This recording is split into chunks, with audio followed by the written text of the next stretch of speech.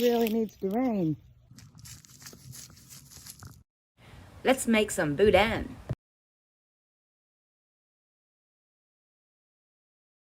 About 2 hours later, we have 19 pounds of veggies. So we got 28 pounds of pork butt. When you go to brown it, put your fat side down. That way it browns first and creates all the grease and juice and wonderfulness. You got a fire going. You get the pot good and hot before you put your meat in, so you can brown the bottom of the meat. Of course, you got a sweat foul because we are in Texas. It's only 105 degrees. I'm gonna start dropping my meat in. You can move that fat side down as best you can. It's 28 pounds of pork butt. You don't have to cut it up. I like it that way. It's easier to handle and it cooks faster. Oh yeah, I can smell it. And once you got your meat good and starting to brown a little bit, again, you're not trying to cook it. You're just trying to get it brown, just to add some flavor to your broth. And we're going to dump all of our vegetables in. Go ahead, baby.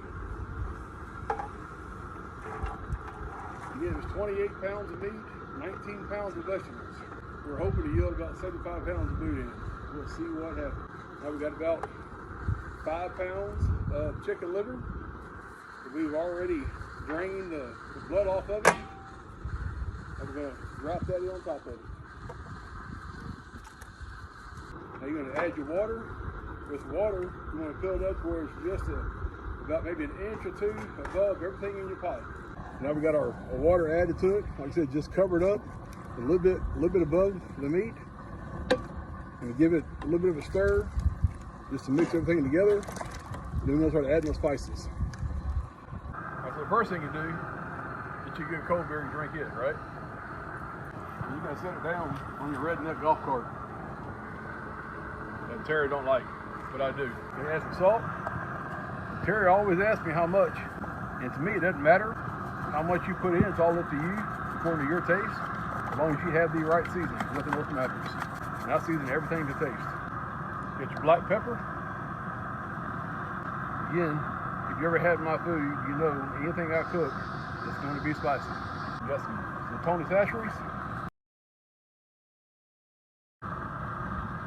And one of my favorites, some Slacker Mama. It adds a little bit more spice, a little more heat to it. Now if you like it, I like to add sage to mine. Probably add some more of that later on too. Of course, you got your cayenne pepper. That's a must-have for the heat. Sometimes she's right. Again, I like my food real spicy. So you may want to tame yours down. It's all up to you and what your flavor is. You got some chili powder. And one of my favorite spices, good old ground cumin. Good stuff. Gotta add some of that southern twang to it. All that in.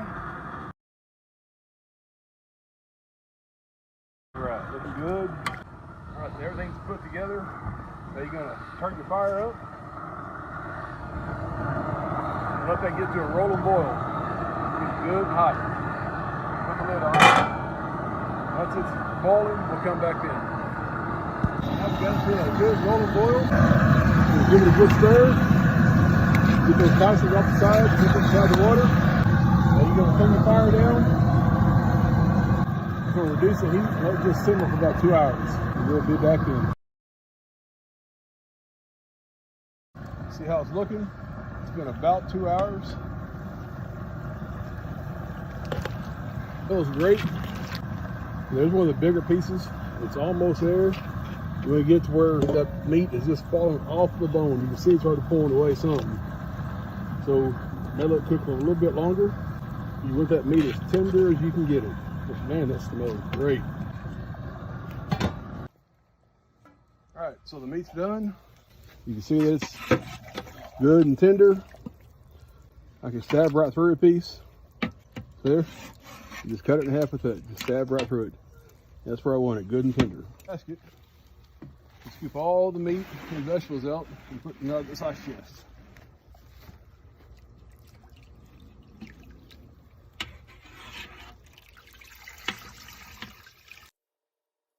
You strain as much of the juice as you can.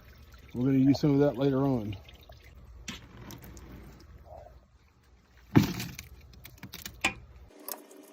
There's a big piece. All that fat.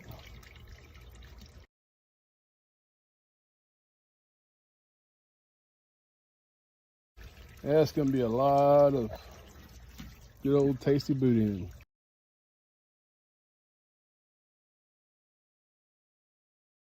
You know we ain't Cajun, we are Texans. Now, most of the meat's out, but we get all those vegetables too. That's flavor. You're gonna keep scooping till you get everything out.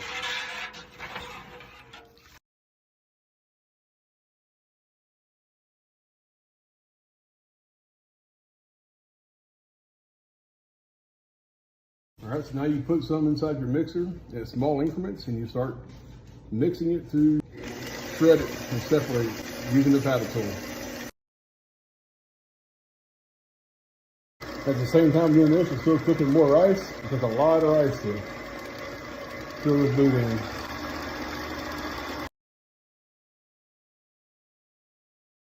All right, so now we have our rice and meat mixed together. We got about a 50-50 rice and meat combination here. But now we have to add green onions. This is probably about 8 bundles of green pepper I'm gonna add to it. This is about 5 bundles of parsley. You wanna mix all that until you get a good consistency. You see the green all throughout. All right, so once you got it mixed, pretty good, you're gonna start adding more seasonings. Again, this is all seasoned to taste, so you know your taste buds, you know what you like, you put what you want to in it. It needs a lot of salt. One thing boudin has to have, it's gotta be a salty mixture. Pepper, just regular black pepper. Again, I like sage in mine. Not everybody does, but I think it brings out the good flavor. Got some more chili powder. You got some more cayenne pepper. You gotta have that heat. And if you're from the South, you know what I mean. You gotta have the heat. You got some good old slack your mama. And last but again not least, my favorite, ground cumin. You want to keep mixing it until you get all mixed together, and then once you think it's all mixed in, you're gonna taste it. And of course, then you're gonna add what you want as far as the spices go until it tastes the way you want it to taste. All right, so I went out to the pot and I got some of the broth with the main goal to trade all the fat you can. You want to save all the fat out of your pot that you can to mix in with this. So it's not quite where it needs to be. It's a little bit dry. We're going to slowly just pour in the fat. The more fat you get, the better it's going to be. Again, it's not a very healthy meal, but it is definitely a yummy meal.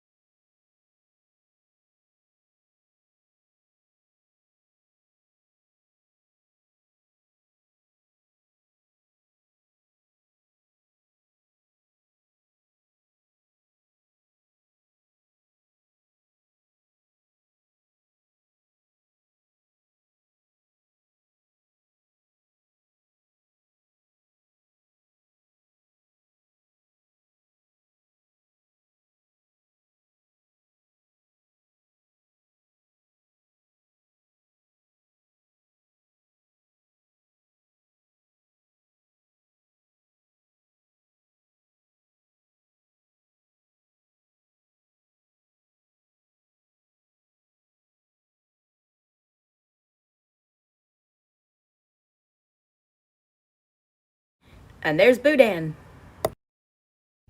Welcome back to day 2, I think, of making Boudin. So this time for smoking our boudin, I'm using a lot larger pit. This pit belongs to a friend of mine that he has said I could use. You better get a lot more boudin on here at one time. Got my fire already getting prepared. It's a lot easier, faster way to cook a large amount at one time. These have been sitting in the refrigerator overnight. It's only half. And I'm about to separate them. And we're gonna weigh. That's what I'm doing while Bobby's starting the fire. Got the fire going pretty good.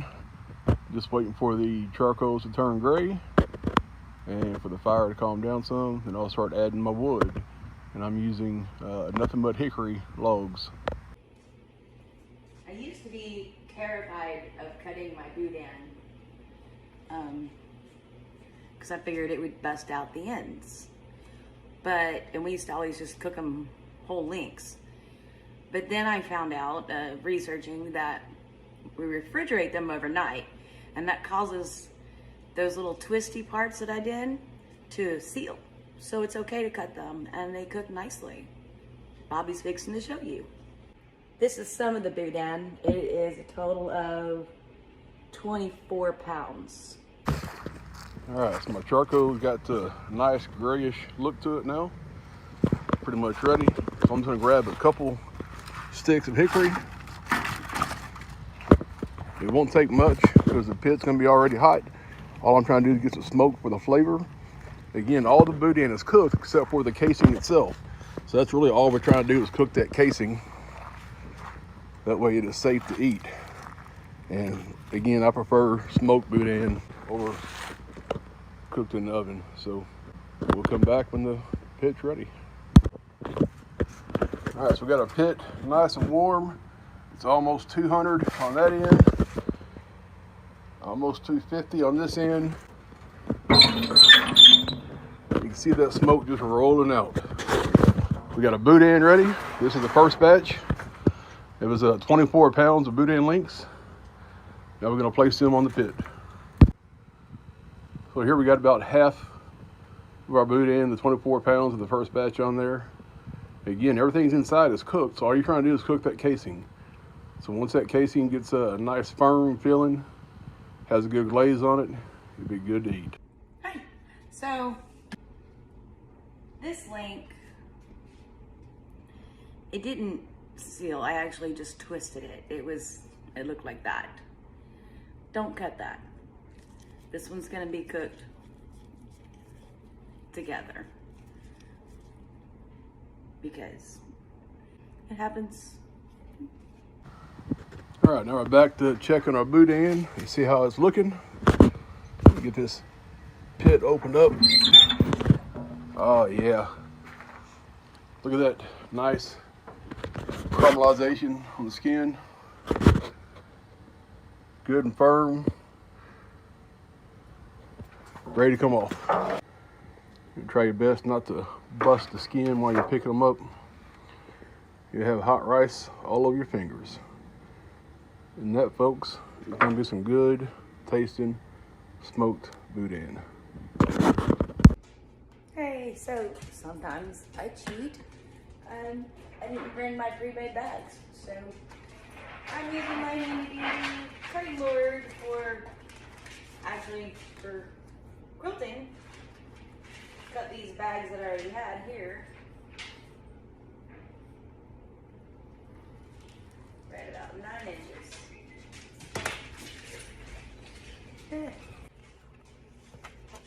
It's important to label your bags, and who doesn't like a smiley face? I weigh out all the proportions. I really like my pre-made bags better, but this is what I have here, so this is what I'm using. These are at room temperature, and I have it set on moist and airtight.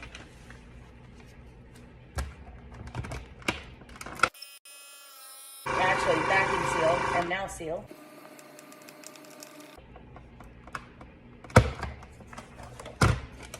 Done. Every now and then you might come into one that isn't quite still tight. You can keep it like that. It'll get freezer burn. Let's fix it.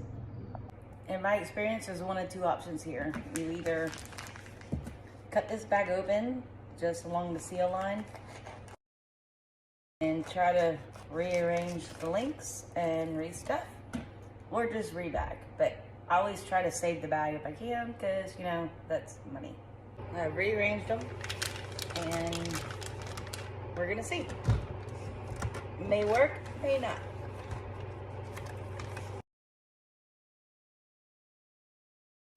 Might need to rebag the whole thing. Yeah, it's still too loose, see? I'll rebag it. I run into this problem more often using the rolled bags that you have to seal on both ends versus the ones I'm used to using that are ready to go. But this is what I'm using, so rebag. That's better. 50 pounds of smoked packaged Boudin, ready to go in the freezer or to be eaten. All right, so this is a finished product of our smoked Boudin. It just cut right, nice and easy. Look at that. You can see the greens, you can see the peppers, you can see everything in it, the meat, the rice. It's gonna be yummy.